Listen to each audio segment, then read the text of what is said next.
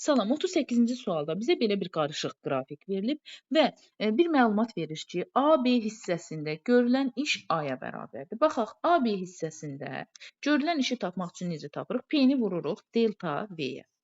Buradakı P-ni rastgələ özümüzdən bir P götürdük. Vururuq delta V-yə. Delta V nədir? Sondan başlanğıcı çıxırıq həcmin. 2V-dən V-ni çıxanda yerdə qalır elə V-nin özü. İndi PV bizə verdi işi, yəni A-nı. Deməli, bu hissədə görülən iş A-ya bərabərdir. Bizdən ümumi qrafikdə, yəni başdan sona qədər görülən işi soruşur. Gəlin, bu hissəni tapdıq, özləri verdi onsuz da bizə. İndi ikinci hissədə B-dən C-yə gələnə qədər izoxor proses olduğu üçün, baxın, V oxunu kəsir, yəni iş görülmür. İş görülmür, ancaq təzyiq necə? Təzyiq dəyişir təbii ki. Niyə? Çünki temperatur 3 dəfə artır, baxın. Temperatur 3 dəfə artırsa, deməli təzyiq də 3 dəfə artır. Yəni, bayaqdan biz təzyiqi şərti olaraq B götürmüşdüksə, C nöqtəsində təzyiq artdı, oldu 3P. Ancaq iş görülmür, 0 olur. Ona görə bu hissədəki işi 0 götürdük. Sonra C-dən D-yə qədər iş görülür.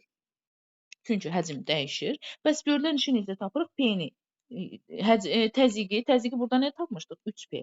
3P-ni vururuq həcmin dəyişməsinə. Həcmin dəyişməsi nədir? Sondan başlanğıcı çıxırıq. Yəni, V-dən 2V-ni çıxdıq, yerdə qaldı mənfi V. Mənfini atdıq qarşıya, bu da oldu V. İndi, biz bayaq bizə verilmişdi ki, PV bizə işi A-nı verirsə, onda 3PV bizə nəyi verəcək? 3A-nı və hətta mənfi 3A-nı.